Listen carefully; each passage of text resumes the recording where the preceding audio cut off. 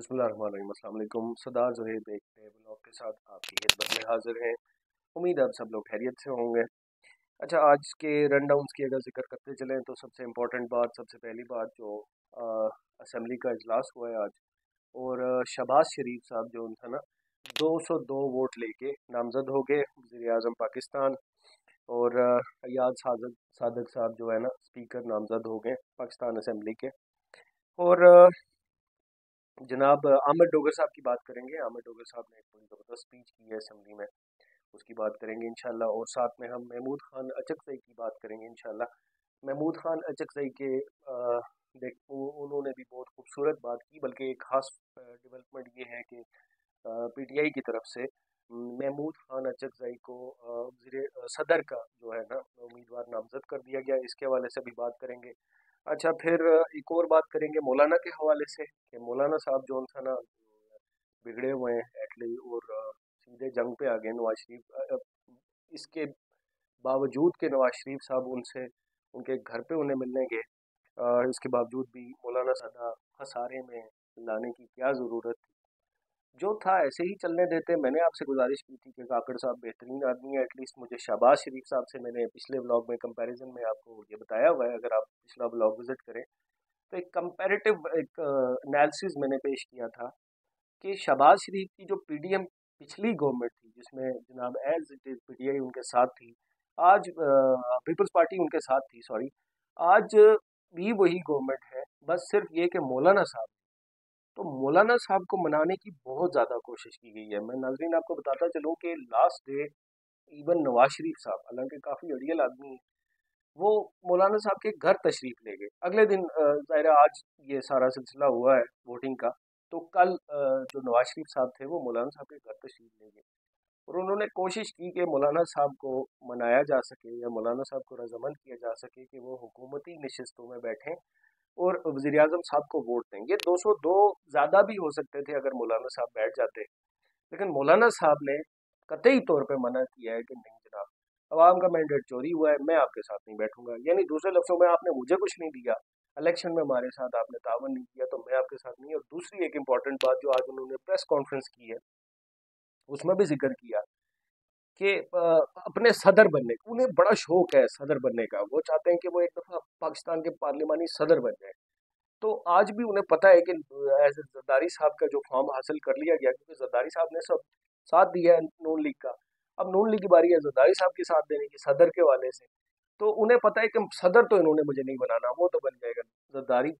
तो वो बड़े इसमें बड़े खाइफ हुए हैं, और बहुत उन्होंने मतलब लास्ट डे जो नवाज शरीफ के साथ सिटिंग थी उसमें भी इस बात पे अंदरूनी जराये से मुझे इस चीज़ का अंदाज़ा था कि उन्होंने सिर्फ एक ही बात पर जिद किया कि मैं सदर की कुर्सी अगर आप मुझे दें तो ठीक है, अदरवाइज़ आपके साथ किसी हवाले से कोई बातचीत नहीं हो सकती, और जो कि नहीं हो सकी, क्योंकि ज़ाहिर आपस में ये जो बांट दी गई इन्होंने, जरदारी साहब ने सदारत और नवाज शरीफ साहब शहबाज शरीफ साहब ने वज़ारत उज़्मा की जो कुर्सी थी वो संभालनी थी, तो ये आपस में पहले से ही बंदर बाट हो गई थी। और मौलाना साहब आई थिंक कि आप इतना स्टैंड नहीं करते इन लोगों के सामने, ये मैन कुर्सियाँ अपने पास ही रखने वाले हैं, आप एज अ टूल यूज़ हुए।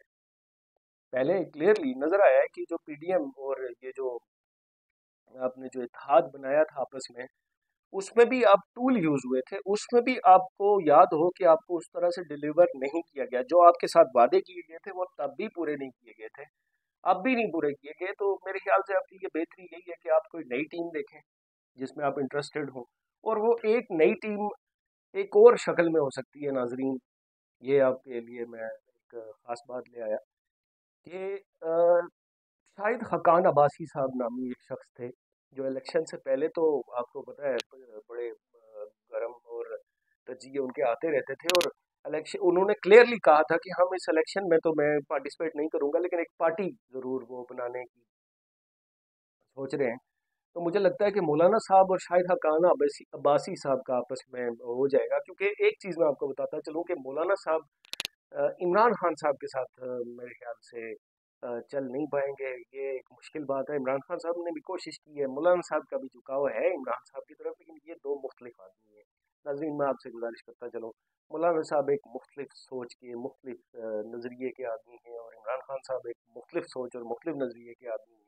इमरान खान साहब को अगर मैं देखूँ तो वो ज़्यादा एक फौजी टाइप आदमी है, थोड़े जनरल टाइप आदमी है, उनमें कमांडिंग ज़्यादा है, वो चीज़ों को ऑन द ग्राउंड्स रियलिटी में जाके वो एट द स्पॉट हल करने वाले इंसान हैं। और मौलाना साहब थोड़े मुख्तलिफ इंसान हैं। तो मुझे नहीं लगता कि मौलाना साहब और इमरान खान का आपस में कोई कोऑर्डिनेशन बन पाएगी, जो कि अभी काफ़ी इस बात की बहस भी की जा रही है, साफ ही इस बात में बात कर रहे हैं कि मौलाना साहब और इमरान खान साहब एक हो जाएंगे। बट मुझे ये नहीं लगता। अगर ये वक्ती किसी वो ग्रैंड अलायंस की जो खान साहब ने बात की कि उस सिलसिले में अगर ये इकट्ठे हो भी जाते हैं तो ये ज़्यादा अरसा ये इत्तेहाद देखने को नहीं मिलेगा। और मुझे लगता है कि शाहिद हकान अब्बासी साहब जो कि एक पार्टी ला रहे हैं, और उसमें मुझे लगता है सारी की सारी नून लीग उसमें भाग देगी शाहिद हकान अब्बासी साहब के साथ। क्योंकि आने वाले दिनों में आज भी शहबाज शरीफ ने जो अपनी तकरीर में जिक्र किया कि मुझे चैलेंजेस, उन्होंने चैलेंजेस का जिक्र किया, मिसाक का कोई ये वो जिक्र करते रहते हैं वो चूँकि हैं इस तरह के आदमी। लेकिन मुझे उनकी खुद भी जो उनका कंटेंट था वो मुझे कोई स्ट्रांग नहीं लगा। वो कोई खुद भी ज़्यादा इस हुकूमत से यानी वो पुरुमीद नहीं है। तो आने वाले दिनों में मुझे लगता है कि नून लीग टूट के शाहिद हकान अब्बासी साहब के साथ मिल जाएगी, और नवाज शरीफ साहब मुझे वापस जहाज़ पर चढ़ते हुए नज़र आ रहे हैं। और वापस वो अब पता नहीं किस मुल्क जाएंगे, सऊदीया तो वो जा चुके हैं, और पिछली दफ़ा इंग्लैंड भी रह के आए। तो देखते हैं कि किधर उनकी तशरीफ़ जाती है।